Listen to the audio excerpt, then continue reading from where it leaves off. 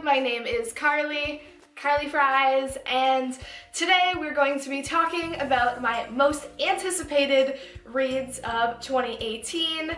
I've already read about 6 or so books this month, but as I explained in my last book-related video, those were books I was going back to reread.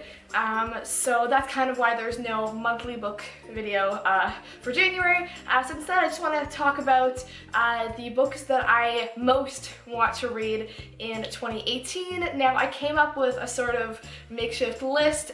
Most of them are just, honestly, it's a little different from last year. A lot of these are books that have yet to be released that are going to be coming out in 2018 that I'm like super psyched to read.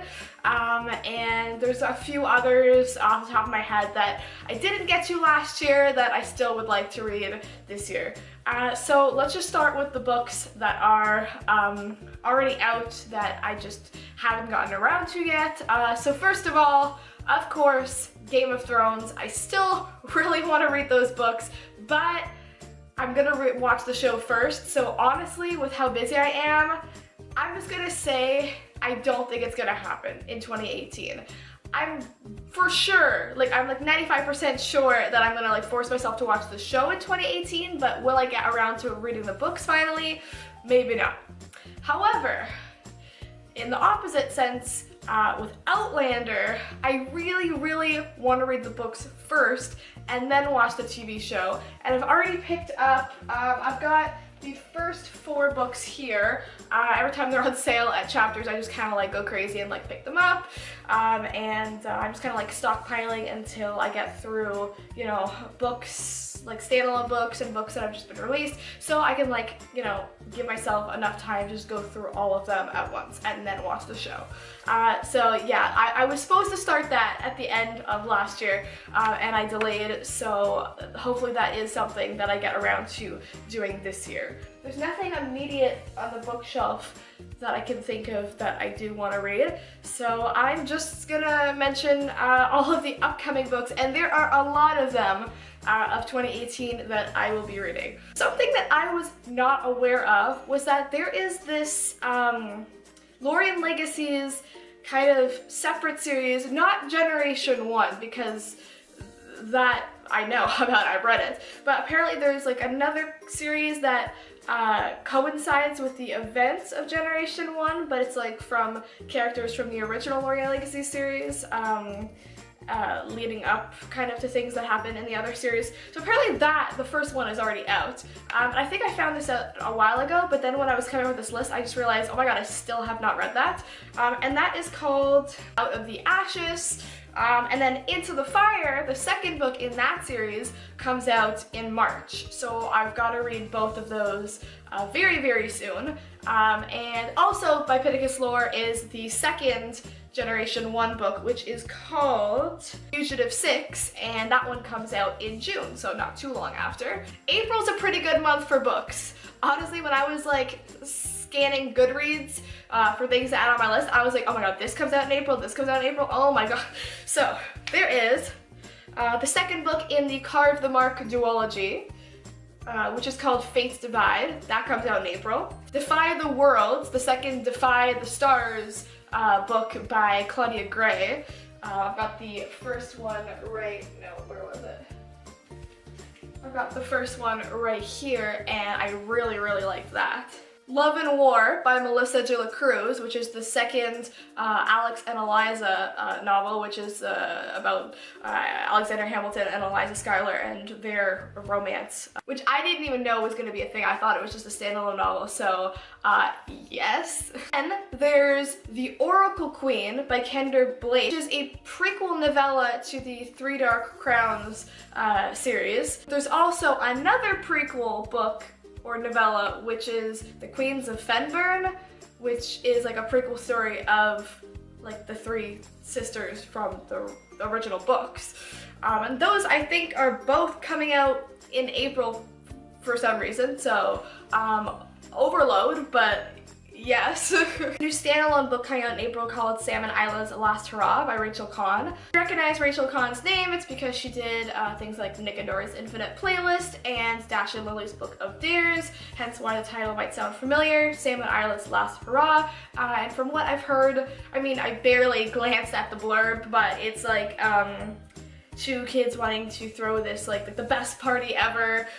So I mean, just the fact that it's by Rachel Kahn and like she's got those other two books under her belt, like you know it's gonna be epic, just like the first two, or at least you know it should be. Like if history is any indication, it will be great.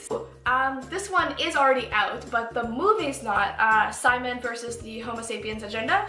The movie version of that is coming out, I think, in the next month or few months, so I've got to read that book before then, because the movie looks great. Plus, even before the movie was a thing, I knew I wanted to read the book, so now is the time. In May, there is War Storm, the next book in the Red Queen series by Victoria Aveyard. I'm not like the hugest fan of that series, but it's still good, and I gotta know what happens next. The second Caraval book by Stephanie Garber called Legendary comes out in May as well, and that one was so interesting and like twisty and turny, and like I can't wait to find out what they're gonna do next with that story.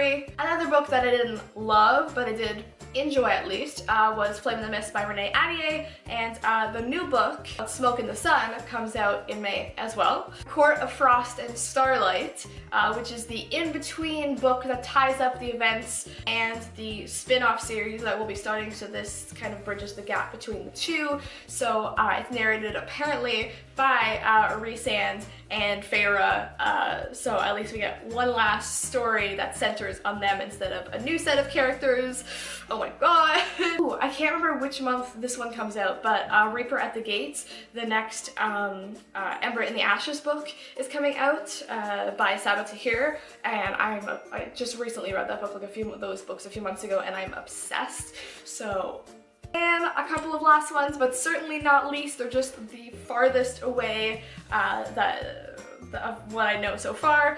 And the first one is the next book in the Gone series by Michael Grant, which I had just reread the original 6 books, which ended years ago, and then he came out with a new book in the series after all these years called Monster, which is set 4 years after the end of the events of the 6th book.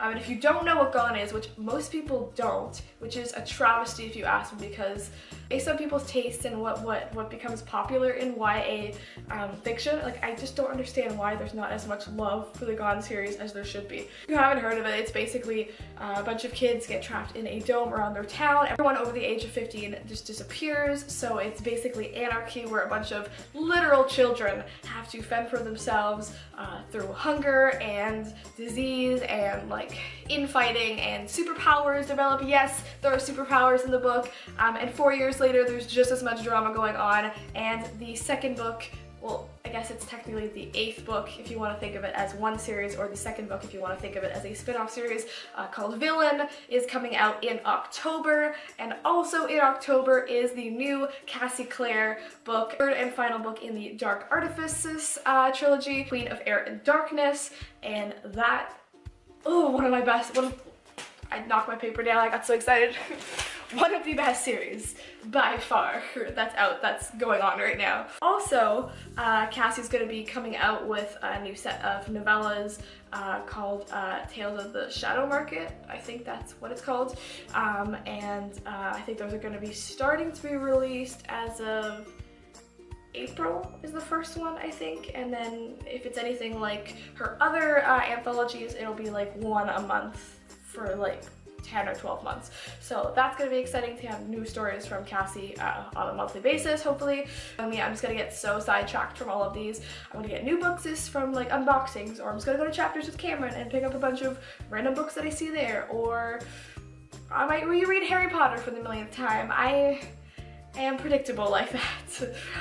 But either way, if you enjoyed this video, please give it a thumbs up and comment down below what books you are most excited to read this year, and if you've read any of the books that I just talked about, what did you think of them?